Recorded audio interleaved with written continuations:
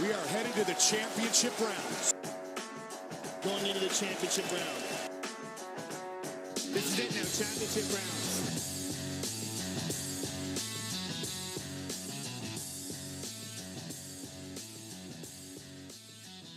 It's documented that your MMA journey was somewhat unconventional. I think you started training quite late, and it's pretty unique that you didn't take up the sport because you had a love for the sport, so to say.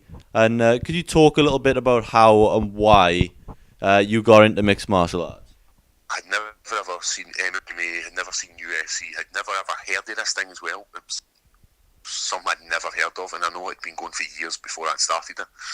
And my friend had invited me to this class, and he explained it in such a way that he referred to it as UFC chokes. This is what the class was. He's told me this was.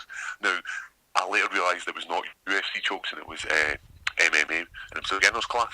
And I'm going to this wee sort of, go through this wee close, and I go behind all these buildings, and there's this other building, and as I enter, it's all steamy, and there's half-naked, sweaty guys rolling about the floor with each other. It was a bit weird looking. Like, for a guy who's never seen this kind of stuff, it's weird. So I never grew up with any sort of martial arts background, like doing boxing, kickboxing, taekwondo, none of that. So this was weird to me to see all these guys rolling about each other. And for some reason, MMA guys love to have their t-shirt off. Me as an MMA guy now, I love to have my t-shirt off. I work hard and my getting ready my dad bod, so like, I'm showing that shit off on my social media. So I go in and I start learning, and the very first move I ever learned was armbar, and it's like you're grabbing somebody's arm and rubbing it against your junk. Obviously, it's a lot more technical than that, but that's pretty much what you're doing. And I thought, this is weird, man. These guys are feeling each other up and they're enjoying it. This is just weird. So the next move I learned, I went back again because he convinced me. He's like, no, come back, it's really good. Was a triangle, and because I've got big long limbs, it just seemed that's an easy move to do. Where guys are struggling with this. Same again, you're pulling somebody's face into your crotch. Like, that's weird. Like, super weird, man. Like, get this in your face. Turns out I was the man at like holding half naked sweaty guys down. Like, see, you pin somebody in the mat and not allow them to move. I was the man at that. And from that, I just started. My coach said, "Do you fancy doing boxing?" Picked up boxing, started punching. I went, "This is pretty easy." And then from that, he'd said, "Do you want to do a fight?" I went down to Newcastle, had fought in the stadium. I liked it was my very first fight. Hit this guy with a judo throw, what I'd literally just learned in the back room. One of the guys who was calling me said, "Oh, try this." I'd literally went out, done it, flung it, hit it, and then done an armbar to him. And I didn't realise, I still don't know the rules. People are still telling me, like, the elbow rule, where you can't go from 12 to 6. If you're lying on the ground, it's the same movement you're doing. I'm like, that's just weird. So anyway, won my first fight, and then just kept fighting. Took a bit of stick for guys saying that I'm just a jiu-jitsu fighter. And then it annoyed me a wee bit because I'm like, no, I'm putting in the effort everywhere, like from kickboxing to wrestling to everything. And then I realised, why is that annoying me? Like, people know I'm good at a move and good at jiu-jitsu, but yet I still get into these traps. And then from that, I just started fighting. Had got opportunities to fight in different shows, had loads of different pull-outs. Was going in blind to fight people who I'd never known. I remember fighting in one show, and this is like, we hadn't seen the guy or opponent pulled out like that day, and the promoter had said, "Listen, I've got you a fighter." I've not seen him weigh in, but he promises me he's lighter than you. And I was weighing in at 93, and I was like, that's fine. Doesn't matter, everybody's at the same level at this point. I remember I walked out first, didn't have my music or anything. It was a bit of a shitty show, and the actual guy was brushing up. I was the last fight, and the guy's brushed up to clean up the place. And it's I walk out, and there's maybe about 10 people in this hall, and then this guy comes walking out, and I not a word to lie, I look at my coach and I look over to him and I'm thinking, that guy's clearly no 93 kilograms. His back was as wide as me lying flat. So he comes in and I'm like, listen, we're going to whoop him anyway. He runs at me like a bull, full force, and smashes me against the cage and starts punching my face. The next time he goes to the ground, I slip out the back, slip in the arse choke, and then I'm just start elbowing him in the face. But I had this big massive egg in the top of my forehead where he just kept punching me. From like he was in a bad position, but he just kept punching up. managed to get the submission, and then after it we said to the promoter, like, what the hell's this? And the guy's like, oh, you were never going to lose anyway. I was like, it's not a point. You put in a guy there that was probably like 120 kilograms. So that was like my experience of dealing with like smaller shows. Then get the opportunity to go and find places like Bama, and then I'd won the Bama World Title, which was a great this was like I'd never dreamt when I started MMA this would happen. And then after that, I then started getting fight offers from like other promotions, which I thought, which were big promotions to me. Like we'd been offered Risen at one point, we'd been offered ACB, we'd been offered One Fight, we'd been offered all these kind of big shows like in Europe and out towards the Far East. And then the next thing we got an opportunity for the UFC, and why would we pick anywhere else other than the UFC? So we got that opportunity. It was like a few weeks before Christmas, and we went out to Sacramento, and the rest is history. I've been a UFC fighter for about a year and a half now, so I'm loving life. Exactly, man. That's I love that story. It's like really unique because you see so many guys who, they get into it because they're obsessed or they get into it for the wrong reasons. It's just cool to see it. You just organically got into the sport, and since you got into the sport, it's been a pretty quick and meteoric rise to the top. Like how do you sort of process that success with it going so fast? And like, did it ever seem possible you get this stage? Because it's just gone by so fast. It's hard to take in what's really happened. What isn't. I still don't fully appreciate the fact that I fight in the UFC because I've never been a fan. Yeah. And like, people talk to me about MMA, so people come up to me and say like, "Oh, what about? Do you remember this fight with such and such and such and such?" And I've got to do this thing where like I'm like kidding on them, like I know who they are. They're like, "Oh, hi, great fight." Yeah. I have no idea who they're talking about, so I still don't fully appreciate the fact that I'm fighting on the UFC. So for me to be like starstruck and all this kind of stuff, I don't get. But a prime example, when we were over in the Performance Institute, my coach went over to speak to Forrest Griffin, and like. I don't really know who Forrest Griffin is. I know he's a big name in MMA, but I fully didn't appreciate it. Yeah. And I go over and I say, "Alright, Forrest, how's it going? Any chance of having some grappling later?" And he's like, "Yeah, cool, man." And like my coach comes over and he's like, "Forrest, big fan. Really loved your fights." And I could see how you're a fanboy. And after I was like, "What the fuck was that?" And he's like, "That's Forrest Griffin." I was like, "I know who it is, but what the fuck happened to your voice, and why were you like basically why you suck his dick?" So it was so he appreciates going to these places. The machine like George St. Pierre, and like that's one guy I do know because like that was when I started to get into MMA. Yeah. He was beating everybody. So I was pretty quick to get to the top. It just happened to be everything. It was like this was the right fight for me. This was the right fight for me. Who had the title at the time for Bama was Marcin Lazars, which was a great matchup for me. And when you've got goals set, it's hard to knock anybody off them. That's the way I was kind of driven. I was like, right, see if I get this next fight, and this next fight, then I can get this belt, and then once I get this belt, I'll get a fight here, and I'll get a fight here, and I just kind of set this pathway in my head. And I spoke about it with my coach and that, and everything just kind of hit. And when you're so driven and so focused to have one thing, you sacrifice so much. Like I sacrifice time with my family. I sacrifice I was working as a teacher and I was sacrificing loads of time with teaching as well. I was doing like the bare minimum in teaching to get by. I mean, I was still good at my job, but I was doing the bare minimum. I was like, right, I need to get back to the gym. The schools were really good. I was allowed to use like the gym at lunchtime. I would go down and I would do some circuits in the gym the school had, and I was just so focused. And then after I hit that, as I said, reached that top of that goal, I hadn't reset new goals. Now I've set myself goals, and I'm back to my winning ways. That's the way, man. So, before any of all that, rise and crazy MMA journey began, like, who were you? What were you doing at the time? Where did obviously you didn't have a passion for MMA at the time. Like, what were your passions at the time? I knew you were a teacher, and I read somewhere you were like a football coach. Yep, I grew up in the west of Scotland where it was football, and it wasn't target older I realised I was pretty good at rugby as well. Like, I wish I'd had a shot at this sport, which is just running it for somebody belt.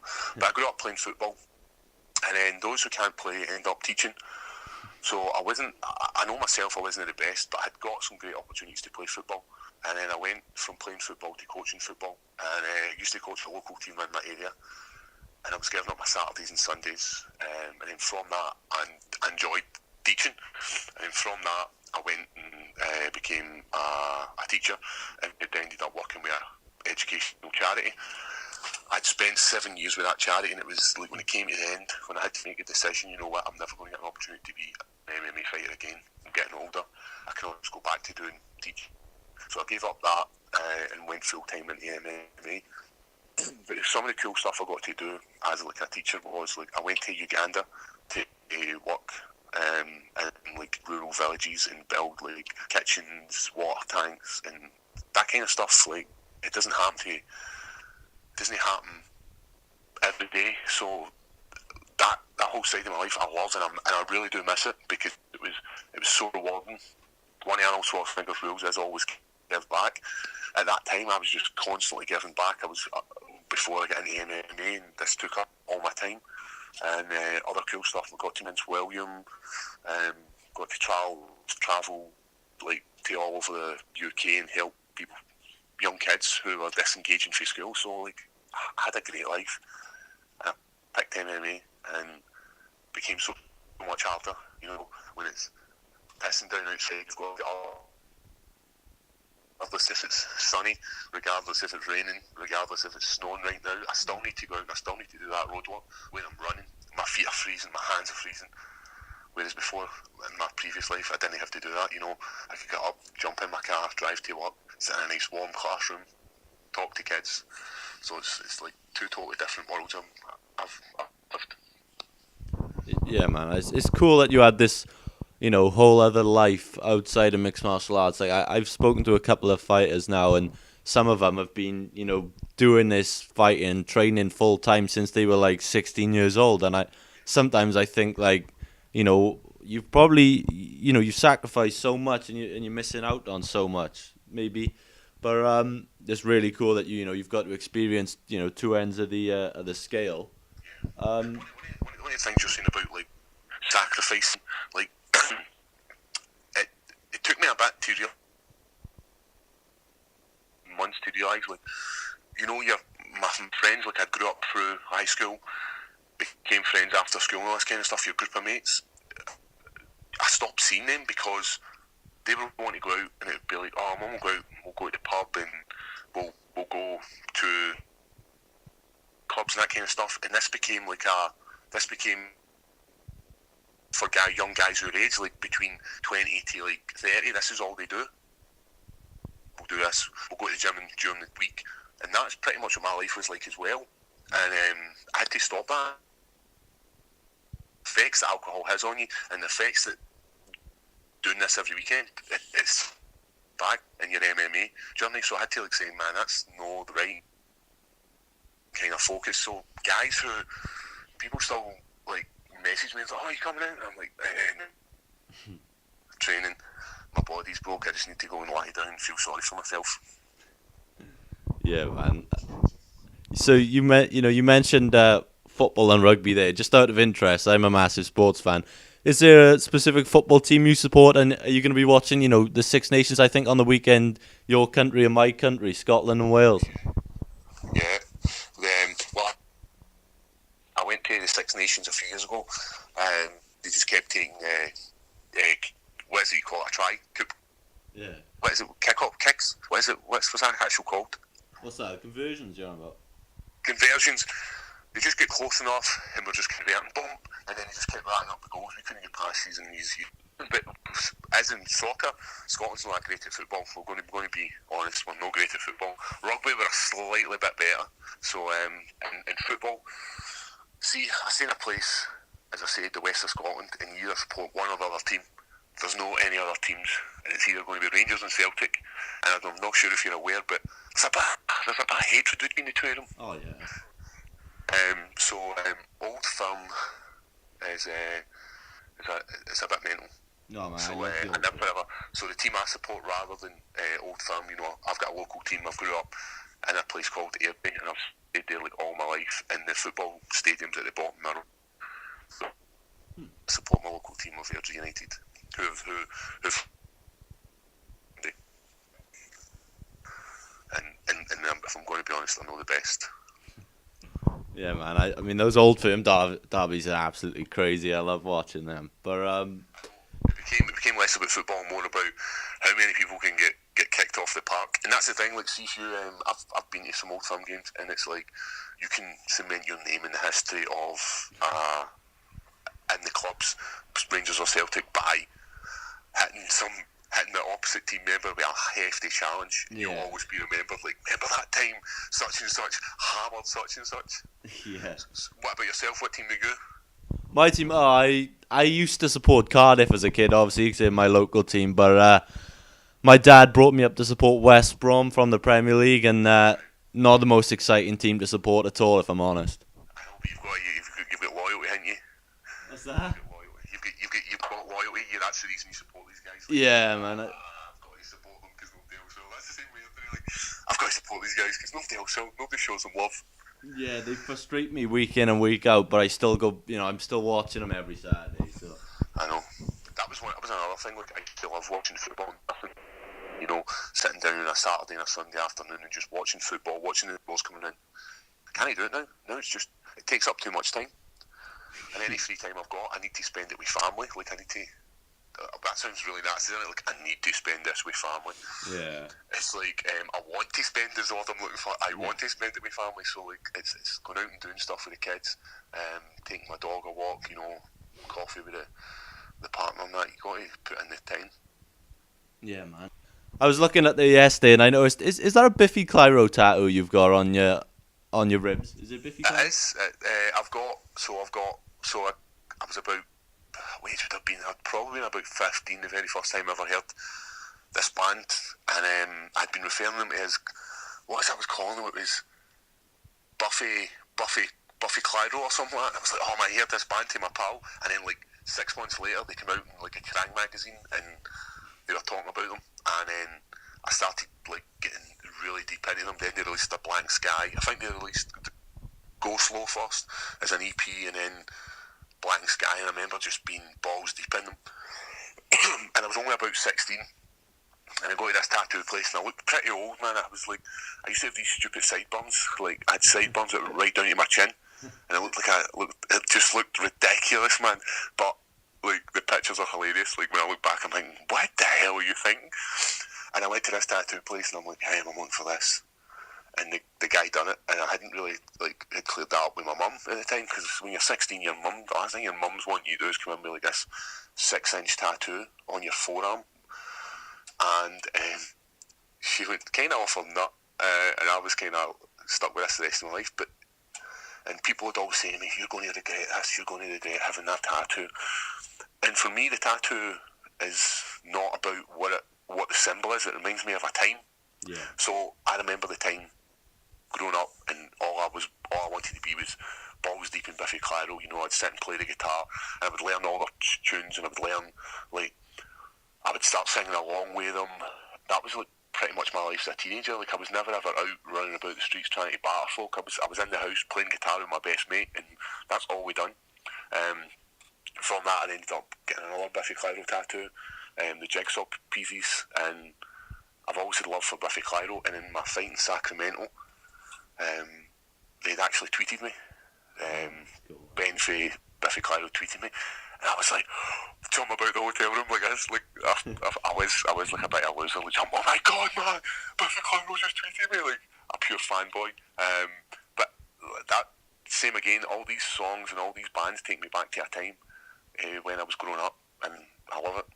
Yeah, that's what I love about music. Like, speak of Biffy Clyro, like, I remember when I was 15, when I was doing my first gigs live and stuff, and I'd be playing like The Captain and Mountains by Biffy Clyro, and it's, whenever I hear those songs, it just takes you back. Point in it. Yeah, that's right. Music's like one of these things, like, it can spark so many emotions to love, to hate, and you know what it's like when fighters are picking songs. Like, that's one of the big things. They pick a song to spark an emotion. And the more you hear this song, the less that emotion comes through. I remember like the first time I ever heard the song I used, Chasing Status Alive, you know, it got me pumped. Yeah. The words, the tune, the whole thing. Now it's losing that sort of that bite. Yeah. And I think it's coming to the point where I'm going to have to like change it and spark this emotion. But music's like something like I always put on my iPad in the gym and listen to it, and not a lot of people love my music. It's because you get older and your music changes, your taste changes. Yeah. Whereas before I used to be into, like, when I originally started listening to music, proper music, it was stuff like Metallica, Megadeth, like I used to like loads of pop punk, like Blink-182, all these kind of bands. And then now I'm into, like, you know what I really like, man, just a guy sitting with a guitar just playing some nice melodies. That's like my thing now. And people are looking at me in the gym like, can we turn off the love songs, Paul? I'm like, no, my iPad's in. So the whole thing is you need to try and beat me to get to the PA system to get your music on. Because if I come in before you, which I'm normally am, you're listening to what I'm putting on. That's the way, man. So before I let you go, you mentioned earlier about resetting your goals now. So do you have any long-term goals in mind now, and what are they going forward? One of my goals is, you know, I want to take my daughters to Disneyland. You know, it sounds a bit silly, but yeah. Like, I want to take my daughters to Disneyland off the back of the UFC. I don't want to pay for that myself. I want the UFC to treat me. I don't mean that like what I mean is like UFC going to go, "Hey, Paul, there you go. There's somebody to take your daughters to UFC." What I'm meaning is I'm going to kick enough dick so that I can, so that I'll have money to take my daughters to Disneyland. But right now it's short-term goals I'm dealing with now. So it's learning a certain skill. Whereas before, if you get this big, massive goal, it's really hard to achieve in such a small space of time. And as I said, I did set that goal so far in advance. Like, I want to fight in the UFC, and this was like 2 years I waited to do that. So I'm setting myself loads of wee small goals to achieve them. Stuff like being able to do the splits, like split down, split back up, being able to do head springs. Like, I just set myself all these wee tiny goals, but it's the win I'm needing, and the driving force of taking my daughters to Disneyland. My daughters are obsessed with Disney stuff, and that's all I have to watch. Like, I don't get to watch any MMA because I'm watching Beauty and the Beast. Yeah, man. No, see, that's a really nice goal to have, man. I like that. So it's just about driving, you know, and a lot of people use their kids as this driving force because they don't want to let them down. Yeah. Like one of the things about having kids is both of my kids are girls, and I don't think they'll fully appreciate the fact that their dad's a fighter ever. One of them's 11 and one of them's 3, and the oldest one knows that I do MMA and know I fight in the UFC, but she doesn't actually realise like what the UFC entails because she's a girl. She's like, "Aye, cool, Dad, that's awesome. You fight in the UFC," and like she always gets embarrassed when people come up to me in the street and speak to me about MMA. "Oh man, I'm looking forward to your next fight." You know, the general stuff people say, and she always gets embarrassed, like, "Dad, why are you speaking to them?" And I'm like, "Because they're interested in MMA, they're interested in me." And the youngest one, she just thinks, she's like, "Daddy does the bush," and she thinks I work in the hydro in Glasgow. Right. That's where she thinks I work. She thinks, like, anytime we drive past that, she's like, "Dad, there's your work." Because last year when we were fighting, she's like, "Dad, where are you going?" I said, "I'm going here," and I pointed to the building, and now she symbolises this with her dad doing the bush and the hydro. So anytime we drive past, she's like, "Dad, there's your work," and I'm like, "Yeah, that's my work." But I've got a box, and I just keep everything, for paper clippings, for posters, you name it. I keep it all in this big box. And come the day when I'm no longer on this earth and they've got kids of their own, they've got like a box of memorabilia to show. And for me, that's what I want. I want to be remembered for something. I don't want to leave the earth with nothing, like just another body in the ground. I want to be remembered for something, even if it's only for like a few generations. You know, my 2 daughters will tell their kids, and their kids will tell their kids who are like, "Oh, your great grandpa Craig, you know, he used to fight in UFC." So I think that's kind of cool to always hear these stories about past, and in this day and age as well, where we've got loads of media. Like, when my grandparents were growing up, they didn't have the media we had. Like, so there was no way them showing, like, "Oh, look at this paperclip me me doing this or me fighting boxing, this kind of stuff. So now everything's well documented, so it's never ever going to be forgotten, which is quite a cool thing. Yeah, man. You're definitely leaving yourself a legacy to be proud of, man. It's awesome. That's that. For me, that's what it is. And it's not, as I said, like I could have had a nice, happy existence being a teacher. Just doing the Monday to Friday, doing the bare minimum to get by in life. Having a nice house, nice cars. Just chilling. But that's I want something more. It's not about money. It's about what you do in this short time in the earth, innit? How you make improvements. Yeah, man. I honestly, with the character, the characteristics you have, the personality behind it all, I think you're definitely gonna leave a mark on the UFC by the time you're done. So that's great. Hopefully, man. Hopefully, I do. Obviously, you got a big fight coming up in March in London. How's it going, and how are you feeling mentally and physically in preparing for this one? Mentally is one of the harder ones to deal with, especially after a knockout loss in your hometown. That's hard. And off another loss in Vegas. So some UFC's 1 and 2. I'm putting in the loss. I'm doing the travelling. I'm spending hours in that day travelling up and down Scotland to get the best grappling.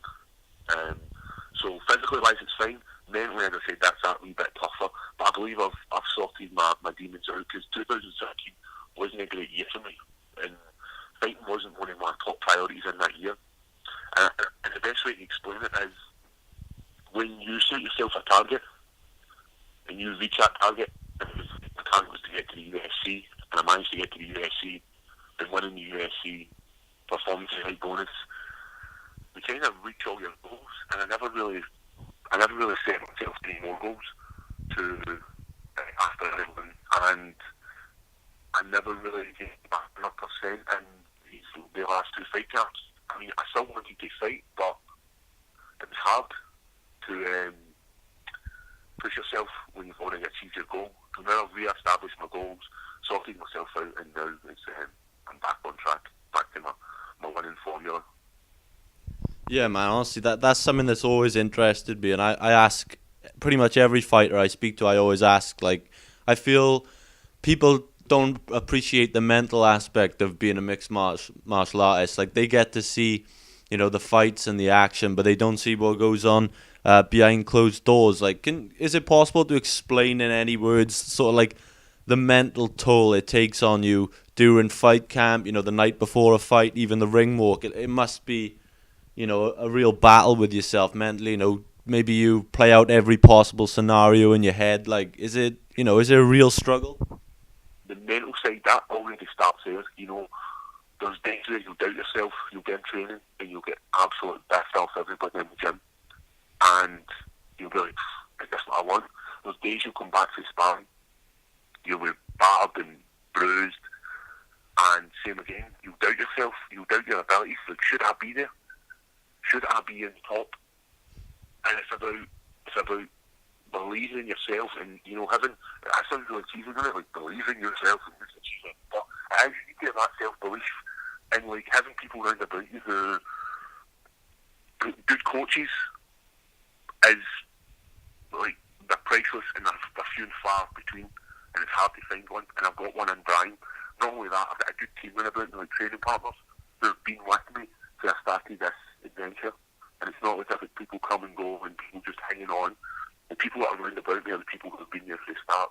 And they kind of put things into perspective. And one of the big things was, I went to the performance centre over in Las Vegas, and that kind of put things into perspective. When you get guys like Bearjew walking about, you get guys like Francis Ngannou, you get Forrest Whitaker, and then you're speaking to these guys, and you're like, man, I'm doing something that guys all over the world are dreaming of doing, and I'm doing it. And that's kind of this driving force. That's like my whole change in attitude towards fighting. When I had spoke to these guys, and like, I'm in a great predicament. So that's where the mental side it got better for me. So yeah, man. Good luck on March 17th. I'll hopefully be there cheering you on as well. So best of luck with the rest of training camp, man. And once again, thanks for speaking to me. It means a real lot to me. Listen, thank you for your time. I really appreciate you having me on, dude. You enjoy the rest of your day, and I'll see you at London, hopefully. And you, man.